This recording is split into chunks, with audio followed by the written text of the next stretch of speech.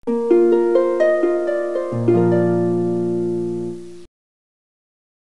057, Spring.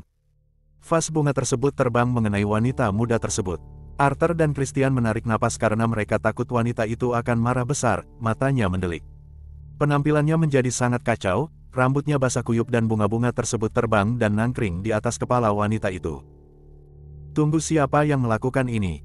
tanya wanita itu tiba-tiba dengan tersenyum ramah. Sama sekali dia tidak marah, hal ini membuat Christian dan Arthur heran.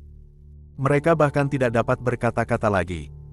Astaga, apa mataku tidak salah? Dia malah tersenyum, bahkan dari dahinya saja mengucur darah segar. Apa darah segar? Pikir Christian kembali. "Nona, dahi Anda berdarah," kata Christian dengan ngeri. Wanita itu mengusap darah dari keningnya dan dia melihat jarinya kembali. "Benar ada darah. Aku tidak boleh panik, dalam hal apapun aku tidak boleh panik karena ketika aku juga sedang sakit dan stres, perasaanku juga terpengaruh dengan lingkunganku. Sebaiknya aku senyum saja," pikirnya lagi. Audi kemudian tersenyum melihat Christian, tampilan aneh wanita itu dan ada darah di keningnya membuat Christian sesat terpaku. Lihat, bunga yang nangkring di kepalanya. Bahkan dia sama sekali tidak marah, kepalanya yang basah dan kelopak-kelopak daun bunga-bunga tersebut berguguran dan masih berada di rambutnya, menambah kelucuan wajahnya yang cantik. Seperti musim semi layaknya, Spring, nama itu sangat cocok untuknya. Nama yang sangat indah dan menawan. Tidak kusangka aku akan bertemu dengan wanita dengan musim semi yang menyertai dia, luar biasa.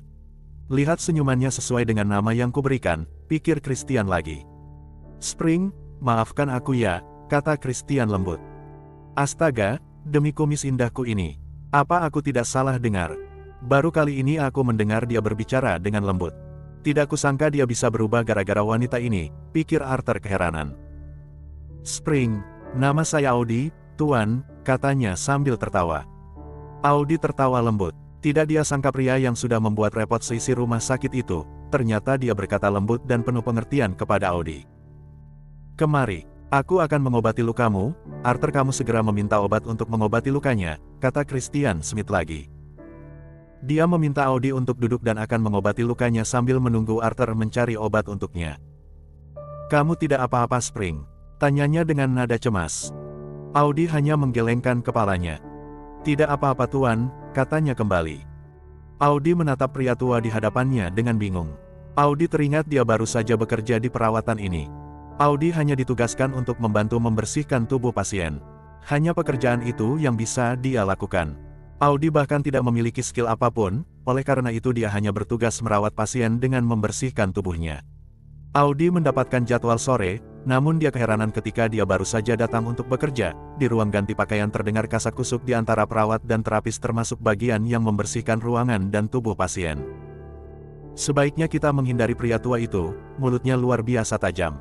Aku tidak akan sanggup menghadapinya karena dia sama sekali tidak pantas untuk dirawat. Sudah pemarah, kasar dan lebih parah lagi kalau dia mengamuk. Aku sudah tidak tahan," kata salah seorang perawat pria.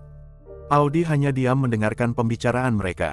Dia kemudian mengganti pakaiannya dengan seragam klinik. Audi kemudian segera bergegas menjalankan tugasnya. "Aku tidak mau ke sana lagi," aku bisa mati berdiri mendengar dia terus saja menjerit memanggil nama orang lain dengan kasar. Bahkan asistennya saja dia marahi dan marahi terus dengan kasar, katanya lagi.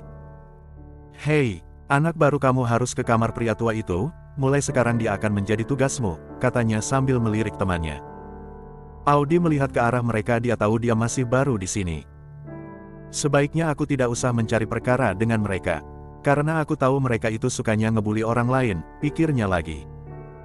Audi hanya mengangguk, kedua wanita itu tertawa cekikikan karena mereka tahu pasti Audi akan dikerjai pria tua itu. Audi kemudian masuk ke kamar pria itu, sebelum itu Audi berdoa semoga pria itu tidak membuat dia dipecat dari pekerjaannya. "Kamu tidak apa-apa?" tanya pria tua itu lagi. Audi menganggukkan kepalanya dan menatap pria tua itu dengan sebuah senyuman. "Maafkan aku ya, aku tidak sengaja," kata Christian. Arthur yang berdiri di depan pintu terpana mendengar Christian meminta maaf kepada Audi. "Spring, aku tahu kamu kesakitan karena baru saja ada vas terbang ke kepalamu. Kalau sakit katakan saja kepadaku," katanya lagi. Audi tertawa. "Tuan, namaku Audi bukan Spring," kata Audi geli. "Tidak apa-apa, kamu seperti musim semi saja. Aku bahkan ingin kamu di sini membantuku ya dan merawat aku, katanya lagi. Audi tertawa, tidak dia sangka ternyata pria tua itu tidak pemarah seperti pembicaraan beberapa perawat yang sedang berbicara di ruang ganti pakaian. Tidak, mulai sekarang aku akan memanggil namamu dengan Spring, karena kamu seperti musim semi yang indah, katanya lagi. Audi tertawa dan menerima tawaran Christian, sampai akhirnya Christian meminta kepada pihak rumah sakit agar Audi yang merawatnya. Sudah pasti pihak rumah sakit mengikutinya karena Christian adalah salah satu pemegang saham di rumah sakit tersebut. Sudah pasti Christian dengan mudah meminta Audi yang merawatnya. Akhirnya Audi berhasil melunakkan sikap Christian, sekarang dia sudah mulai bisa tertawa. Semua orang yang menjauhi Christian karena sikap kasarnya kini mulai cemburu dengan kedudukan Audi. Sekarang Audi adalah seorang perawat dengan gaji besar, sudah tentu teman-temannya cemburu karena selain itu gaji Audi jauh lebih besar dari mereka. Ketika Audi di ruang ganti pakaian mereka menahan Audi dan meminta Audi jangan ke sana lagi. Audi menolaknya, namun mereka bertindak kasar dan memaksa Audi mengikuti keinginan mereka. Berhenti, kamu tidak boleh ke sana lagi. Sekarang lelaki tua itu milik kami, kamu tidak boleh ke sana. Karena kamu hanya tukang bersih-bersih, jangan sombong, kata mereka.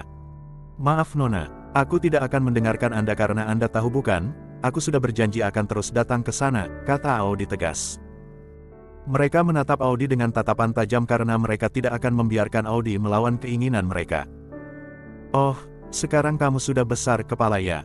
Kamu itu bukan terapis di sini, apalagi perawat. Kami perintahkan kamu untuk meninggalkan pria tua itu, maka kamu harus meninggalkannya. Jangan pernah kamu membantah yang kami perintahkan, kalau tidak maka kami tidak akan segan-segan menghajar kamu, katanya mengancam. Audi terdiam, tidak dia sangka mereka akan bersikap tidak terpuji seperti ini. Maaf aku akan pergi, aku sudah ditunggu. Katanya lagi. Audi tidak mempedulikan mereka lagi, kemudian dia meninggalkan mereka. Malas kalau aku harus berdebat dengan mereka seperti itu, gumam Audi kesal. Audi pun berjalan keluar ruangan, tetapi sebuah tangan menarik rambutnya dengan kuat. Audi yang terkejut, menjerit kesakitan. Aduh, jerit Audi menahan sakit. Sementara orang yang menariknya tertawa senang. Semua orang yang ada di ruangan ganti itu bukannya menolong Audi malah ikut tertawa senang. Lepaskan dia, terdengar suara-suara bentakan dari arah belakang mereka. Matanya penuh kemarahan dan kebencian. Bab 058, jangan sakiti Springku. Ketika mereka menarik rambut Audi, maka Audi merasa kulit kepalanya sangat perih. Bahkan beberapa helai rambutnya tercabut. Sudah pasti Audi merasa kesakitan. Audi sama sekali tidak tahu mereka akan melakukannya. Audi menjerit kesakitan. Aduh lepaskan, pinta Audi. Dari kedua matanya mengalir cairan bening, Audi menangis menahan rasa sakit yang dia derita. Semua orang yang ada di ruangan itu bahkan tidak mempedulikannya sama sekali, bahkan mereka menganggap Audi hanya boneka. Bahkan ada yang bertepuk tangan tanpa perasaan. Audi terus saja meringis kesakitan karena tarikannya semakin kuat sehingga dia tidak sanggup lagi menahannya. Arggggh, lepaskan. Aku mohon lepaskan. Jerit Audi kesakitan. Lepaskan dia. Jangan pernah kalian menyentuhnya sama sekali. Katanya lagi. Mereka semua terdiam, dan menjauh dari Audi. Bahkan orang yang menarik rambut Audi bahkan melepaskannya dan tidak berani menatap siapa yang datang. Ternyata yang datang adalah pria tua itu dan direktur rumah sakit tersebut. Astaga, kalian memang biadab, kata pria tua itu. Jangan sakiti Springku, kalian berani menyentuhnya maka aku tidak akan melepaskan kalian. Saat ini juga kalian dipecat, katanya kepada mereka. Kemudian dia menatap direktur rumah sakit itu kembali. Kamu, aku tidak akan memaafkan kamu, kamu harus memecat mereka semuanya. Kalau kamu tidak sanggup maka aku akan memecatmu juga. Jadi sekarang juga kalian harus pergi dari tempat ini dan jangan pernah kembali, katanya kepada semua pegawai itu. Cari pengganti mereka secepatnya, walaupun kalian harus membayar mahal, kalian tidak boleh memperkerjakan orang-orang seperti mereka. Astaga, aku tidak tahu ada manusia seperti mereka, sangat luar biasa tindakan mereka itu, katanya lagi. Semua pegawai yang ada di sana terlihat sangat terkejut, mereka tidak tahu ternyata pria tua yang mereka hina ternyata pemilik saham rumah sakit perawatan ini. Mereka pun terdiam dan meninggalkan rumah sakit itu. Mereka telah salah menentukan lawan mereka. Astaga, tidak kusangka mereka ternyata wanita-wanita kejam. Ayo Spring kita pergi dari sini. Kamu harus segera diobati, jangan lagi kamu sedih ya. Kamu sudah tahu bukan, aku akan melindungi dan membawamu pergi dari sini. Arthur. Christian segera memanggil Arthur. Arthur yang berada di balik pintu tahu, Christian sekarang sudah sembuh dan dia pasti sudah kembali ke sifat awalnya. Sudah beberapa minggu di sini ternyata Audi membantu dia sembuh dan tidak pemarah lagi. Ya, Tuan. Kamu urus semuanya, Spring akan ikut dengan kita. Kamu harus membantu dia mengumpulkan semua barang-barangnya. Atau kalau tidak Spring, kamu ikut saja tanpa membawa apapun. Kamu dapat membeli apapun, kata Christian sambil tersenyum. Tampak Audi kebingungan, sesaat dia ragu karena dia hanya mengenal Christian sebagai seorang pasien. Maaf Tuan, aku ingin mendengar penjelasan dari Tuan. Maaf, imbalan apa yang Tuan inginkan dari aku? Tanyanya lagi.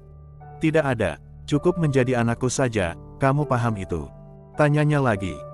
Audi kemudian diam, tidak dia sangka Christian akan mengatakan hal itu, dia tidak akan pernah membuat masalah ini menjadi lebih mudah. Audi kemudian menatap mereka kembali lagi. Apa Tuan yakin? Tanya Audi dengan heran. Sudah pasti, aku akan menjadikanmu anakku. Jadi jangan sampai kamu berpikiran lain, aku pria tua kesepian yang tidak memiliki keluarga. Aku hanya memiliki Arthur tua saja, katanya dengan sedih. Baik Tuan, aku akan tinggal bersama Tuan, tenang saja. Jangan Tuan, Anda tidak boleh bersedih lagi, katanya kemudian. Audi kemudian menatap mereka kembali dan dia yakin Christian memang lelaki yang akan menolongnya. Tuan, panggil Arthur. Arthur memutuskan lamunan Christian, lamunannya akan Audi ketika mereka pertama kali bertemu. Kejadian belasan tahun seolah-olah seperti baru terjadi kemarin saja. Tuan, panggil Arthur lebih keras. Christian menatap Arthur kembali sambil menutup telinganya. Ada apa? Untuk apa kamu menjerit-jerit seperti orang gila? Apa kamu masih waras? Bagaimana kalau gendang telingaku pecah? Tanyanya lagi. Ada apa? Tanya Christian kesal. Tuan, Nona Audi menelepon Tuan lagi, kata Arthur kembali. Ponsel Christian kembali berbunyi dan Arthur kemudian mengangkatnya. Halo, sapanya lagi. Halo Paman Arthur, apakah Papa ada bersama Paman? Tanya Audi. Bilang aku ngambek, bisik Christian. Arthur menatap Christian dengan heran, namun tatapan Christian membuat Arthur tidak bisa berbuat apa-apa lagi. Paman, Paman Arthur, panggil Audi. Iya Nona, Papa ada di dekat Paman bukan? Jangan bilang dia mengatakan kepada Paman dan meminta Paman untuk mengatakan bahwa Papa lagi ngambek bukan? Tanyanya lagi. Arthur tersenyum tampak kumisnya bergerak menahan tawa, karena Audi telah menebaknya dengan benar. Astaga Paman, katakan kepada Papa, yang duduk di samping Paman sekarang dan mendengarkan percakapan kita. Agar tidak merajuk lagi karena dia pasti akan meminta Paman agar aku meminta maaf, hahaha. Baiklah tanpa disuruh pun aku akan meminta maaf kepada Papa. Maafkan aku Papa, katanya lagi. Christian yang mendengarkannya merasa senang. Dia kemudian menarik ponsel yang ada di tangan Arthur. Papa di sini, Papa akan memaafkan kesalahanmu. Tapi lain kali jangan masukkan alat penyadap Papa ke dalam teko teh ya, Papa ingin mengetahui semua keadaanmu. Papa khawatir kamu akan celaka, kata Christian kembali. Baiklah Papa, aku janji deh. Jangan cemberut terus. Kalau Papa kangen mengapa tidak datang ke Indonesia saja? Tanya Audi sambil tertawa. Iya baiklah, kalau urusan Papa di sini selesai maka Papa akan datang menjengukmu. Katakan kepada Justin dan Jen, mereka harus mengurusmu dengan baik. Papa tahu apa yang sedang kamu lakukan tetapi ingat jangan sampai kamu celaka, kata Christian lagi. Dia akhirnya tersenyum lega karena dia tahu Jen dan Justin dapat diandalkan. Anda tidak apa-apa, Tuan? Tanya Arthur. Dia menanyakannya sekali lagi. Tuan, Anda tidak apa-apa? Tanya Arthur lagi. Iya tidak apa-apa, Arthur coba kamu periksa semua urusan kantor. Ingat jangan sampai ada yang lupa, kamu harus memeriksa semua agendaku untuk 1 bulan ini. Jangan sampai ada yang ketinggalan dan kalau bisa diwakilkan maka kamu wakilkan saja, katanya. Sementara itu di Indonesia, Audi segera menutup ponselnya dan menatap Justin kembali. Wah Papa memang terlalu sekali, untuk apa dia menyadap aku? Padahal kita semua dalam kondisi baik, katanya kembali. Tapi aku memahami tindakannya, karena kalau aku jadi orang tua, aku akan bersikap seperti itu juga, pikir Audi. Tapi aku tahu itu, karena Papa sayang sekali terhadap diriku, katanya lagi. Benar, kakek sangat trauma, bahkan aku saja tidak dapat menceritakannya karena kejadian itu membuat kakek hampir saja kehilangan akal sehatnya. Kalau saja Aunty tidak bertemu dengan kakek, maka kakek pasti akan lama dirawat dan benar-benar kehilangan jati dirinya, kata Justin. Aku sudah belasan tahun-tahun mengenal papa, tetapi aku belum tahu kejadian itu sebenarnya. Aku bahkan bingung harus bertanya kepada siapa. Sekarang sudah waktunya kamu menjelaskannya kepadaku, kata Audi lagi. Justin terdiam, sesaat wajahnya pucat pasi. Mati aku, pikirnya ketakutan. Tomorrow. Bab 059, aku akan memaksa. Audi menatap Justin kembali. Ayo Justin, kamu harus menjelaskannya kepadaku sekarang juga. Aku tidak tahu sebenarnya masalah apa yang sedang terjadi, kata Audi setengah memaksanya. Aduh, aku tidak bisa menceritakannya Auntie, katanya lagi. Harus dan aku memaksamu, sekarang juga, kata Audi kepada Justin. Audi menatap Justin, dan dia sama sekali tidak mau mengalah, keras kepalanya terlihat sekarang. Baiklah Auntie, aku akan menceritakannya, katanya kembali. Audi menatap Justin kembali. Kakek adalah seorang pebisnis handal, dia mempunyai seorang istri yang bernama Rebecca. Kakek adalah pria humoris, baik dan hangat dengan keluarganya. Dia seorang pria yang sukses. Ketika peristiwa naas itu terjadi, kakek baru saja pulang dari urusan bisnisnya. Dia melihat ada pria lain di kediamannya, bukan lebih tepat di tempat tidurnya. Rebecca Smith berselingkuh dengan pria lain, kemudian ketika dia ingin memberi hukuman kepada Rebecca, ternyata Rebecca membawa anak mereka yang masih remaja. Istrinya membawa paksa anak gadisnya yang bernama Amanda, tetapi Amanda menolaknya. Dia kemudian menolak untuk mengikuti Rebecca, sehingga terjadi kecelakaan itu, kata Justin kemudian. Justin mengusap wajahnya dengan kasar.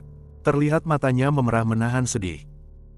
Rebecca terus saja mengemudikan mobilnya tanpa memikirkan protes dari Amanda, sampai akhirnya Amanda menarik kemudi mobil sehingga Rebecca sama sekali tidak dapat mempertahankan kemudi itu dengan baik, mengakibatkan mereka jatuh ke jurang dan akhirnya tewas. Sementara putranya Clay meninggalkan rumahnya dan menyalahkan semua kejadian itu kepada kakek. Aku tahu kakek masih mengharapkan kedatangan Clay, namun dia sama sekali tidak pernah datang. Hingga saat ini, katanya lagi. Maaf Justin, dan kamu cucu dari mana? Kalau Amanda sudah meninggal dan Clay tidak pernah pulang sama sekali, kata Audi kembali. Aku adalah cucu dari adik perempuannya karena nenek dan kedua orang tuaku sudah meninggal karena kecelakaan. Kakek mengadopsi aku menjadi cucunya, jadi disinilah aku, kata Justin kembali. Maaf, Justin, aku sangat bingung karena aku tidak tahu kerabat papa, katanya lagi. Tidak apa-apa, Auntie, katanya lagi.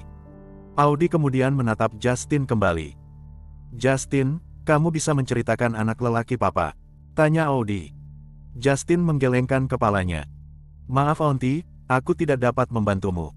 Aku bahkan tidak tahu bagaimana wajahnya, kata Justin kemudian. Justin tersenyum penuh misteri kepada Audi, tetapi ketika Audi memperhatikannya ternyata raut wajah Justin kembali seperti semula. Apakah aku yang salah lihat atau memang sepertinya Justin tersenyum, sepertinya ada yang dia rahasiakan, mengapa dia tidak mengatakannya kepadaku? Pikir Audi kembali. Perasaan Audi mengatakan ada misteri yang sedang terjadi tetapi dia tidak dapat menebaknya sama sekali. Tapi, sudahlah. Untung saja aku di Indonesia jadi aku dapat menyelidiknya sendiri. Aku masih mempunyai penyidik sendiri, Bang Saud, pikirnya lagi. Audi akhirnya tersenyum tetapi di dalam hatinya dia akan menyelidik apa sebenarnya yang disembunyikan Justin. Tok, tok, tok. Nita mengetuk pintu ruang kerja Audi. Dia melihat ke arah Justin, tanpa dia sadari dia membuka masalah kejadian tadi siang kepada Audi. Tuan maafkan kami ya, karena membuat Tuan bingung setengah mati. Bisumi memang sudah pikun.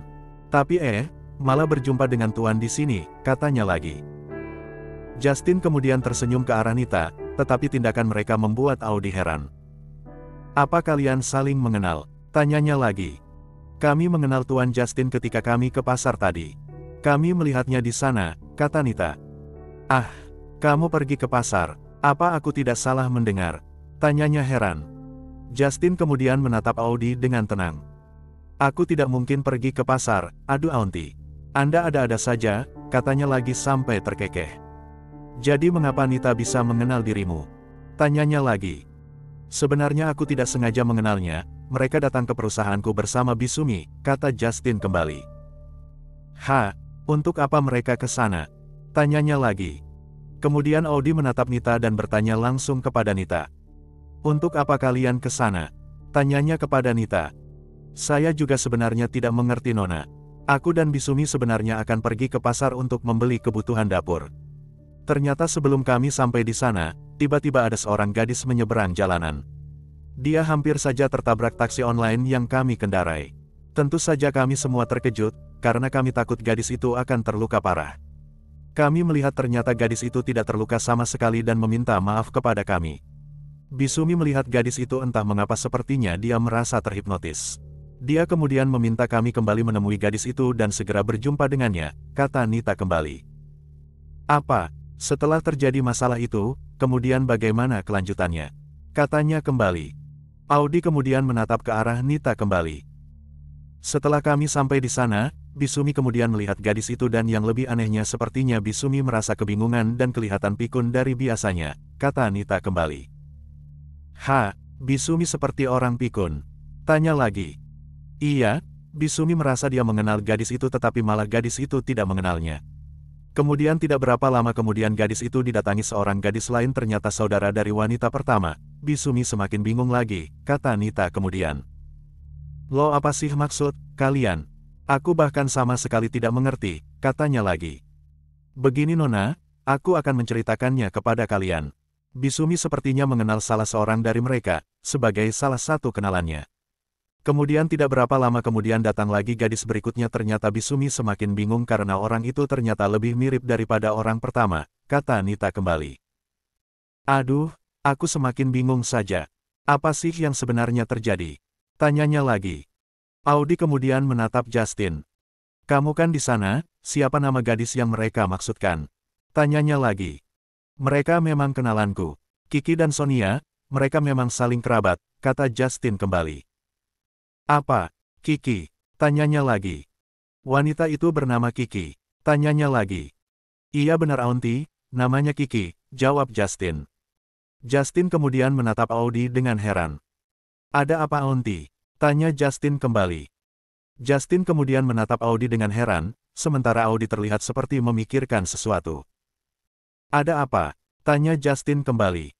Audi sama sekali tidak menghiraukannya tetapi hatinya sedikit bergetar mendengar Sumi tertarik dengan Kiki. Kalau Bisumi sampai berhenti dan kembali melihat dia lagi, berarti ada sesuatu yang salah. Aku akan bertanya kepada Bisumi nanti, aku tidak ingin mereka tahu masa laluku, pikirnya lagi. Justin, kalau kamu mengenal mereka berdua maka aku boleh meminta foto mereka. Kalau ada bisakah kamu memberikannya kepadaku? Tanya Audi lagi. Boleh, aku akan memberikannya Aunty. Tapi salah satu dari mereka adalah model terkenal, Sonia. Aku akan memperlihatkan wajah mereka kepadamu Aunty, katanya lagi. Tidak berapa lama kemudian, Justin membuka ponselnya dan dari sana dia memperlihatkan foto Sonia kepada Audi. Justin mengulurkan ponselnya tersebut kepada Audi dan memperlihatkan foto Sonia. Astaga, mengapa sekilas wajah kami sangat mirip? Pikir Audi heran. Pantasan saja Bisumi heran melihat mereka berdua, aku sadar sifat Kiki seperti aku tetapi wajah Sonia, astaga, katanya lagi. Jangan-jangan, pikirnya aneh. Bab 060, Penyesalan Audi. Justin kemudian memperhatikan reaksi Audi, dia melihat Audi sedang bingung. Sementara Audi tidak memperhatikannya sama sekali. Audi bahkan tidak mempedulikannya dan dari wajahnya tergambar beban yang sedang dia pikirkan. Apakah ini akan berakhir? Apakah aku akan menemukan putriku? Aku tidak berharap banyak, karena setiap wanita dengan usia yang mirip dengan putriku pasti akan aku curigai, pikir Audi kembali. Aku memang sangat merindukannya dan menyesal mengapa otakku bisa tidak sewaras itu. Seandainya saja aku tidak membuangnya maka aku pasti akan hidup bersamanya sekarang. Tetapi sekarang aku bahkan tidak dapat mengenal wajahnya sama sekali. Aku bahkan tidak tahu di mana dia sekarang, pikir Audi dengan sedih. Audi bahkan tidak dapat menerima kebodohannya, dan ketika dia mengingat semua itu hatinya terasa sangat kesal. Aku merasa tidak pantas menjadi ibunya, tetapi ada perasaan galau di dalam hatiku sekarang. Rasa sesal itu kini terus saja menyeruak dan membuat aku semakin terpuruk. Dulu aku terpuruk karena aku ingin sekali membuangnya sekarang aku terpuruk karena aku mencarinya, apa ini merupakan hukuman bagiku? Aku bahkan tidak tahu nasib apa yang sedang mempermainkanku. Aku bahkan tidak tahu kemana hidup akan membawaku pergi, pikir Audi kembali. Audi kemudian menatap Justin dan tidak berapa lama kemudian Audi memanggil Sumi setelah acara makan malam mereka selesai. Aku akan menemui wanita itu besok pagi. Sekarang sebaiknya aku pulang ke rumah saja, pikir Justin lagi.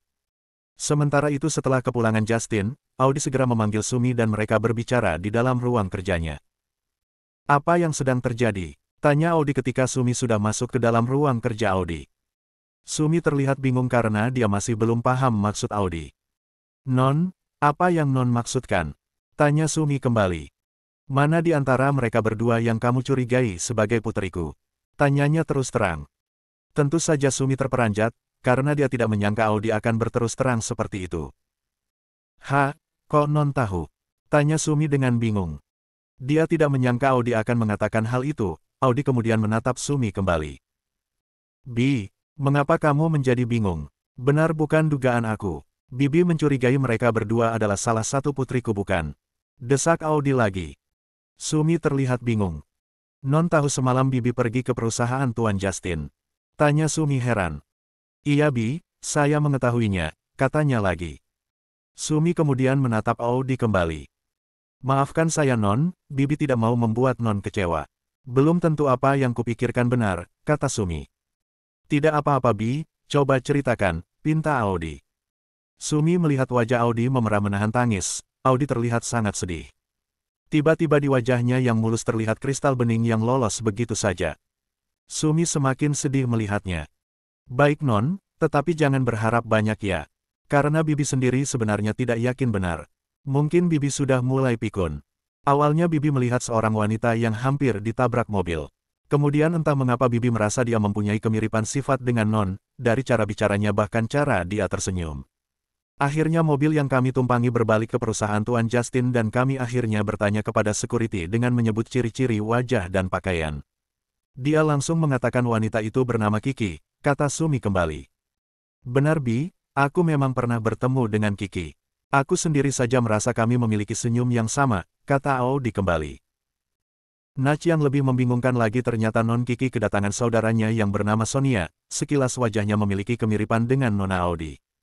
Walaupun tidak terlalu mirip, kata Sumi bingung. Nach di sana aku mulai bingung, Bibi merasa Bibi sudah pikun, katanya lagi. Bibi bukan pikun. Aku juga melihat wanita itu sekilas mirip denganku. Tapi Bi, memang kadangkala aku menemukan orang yang sekilas mirip denganku tetapi tidak ada hubungannya denganku, kata Audi lagi. Iya, Non. Dulu ada acara di televisi ada orang-orang yang mirip dengan artis bahkan ada yang sampai seperti pinang dibelah dua, katanya kemudian. Untuk itulah Non, Bibi jadi bingung.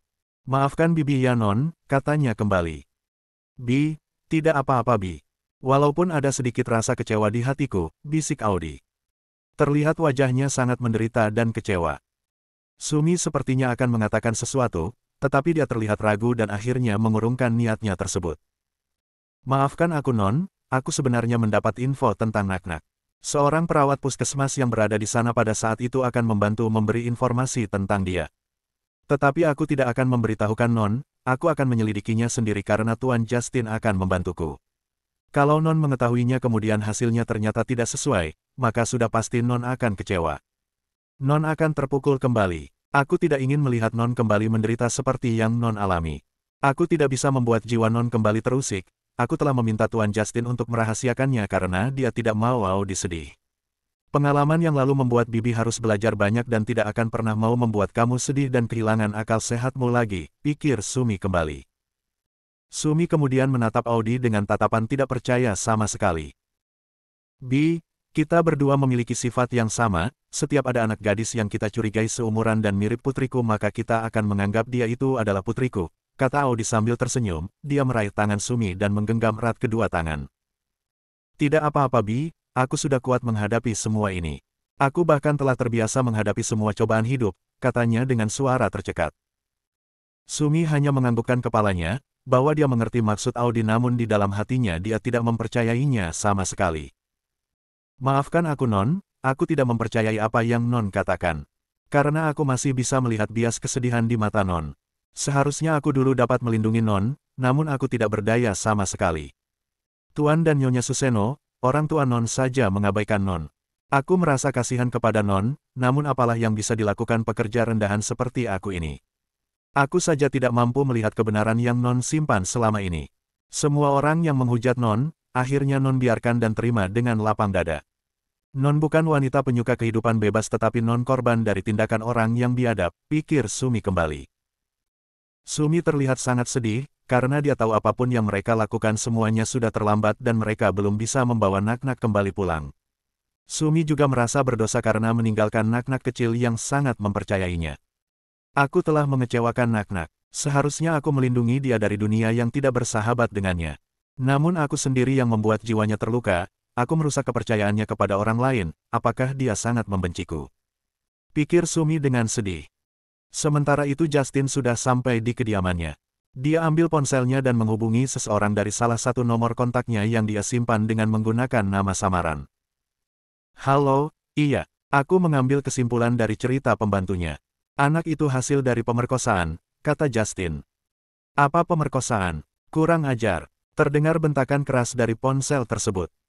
Wajah Justin terlihat pucat pasi.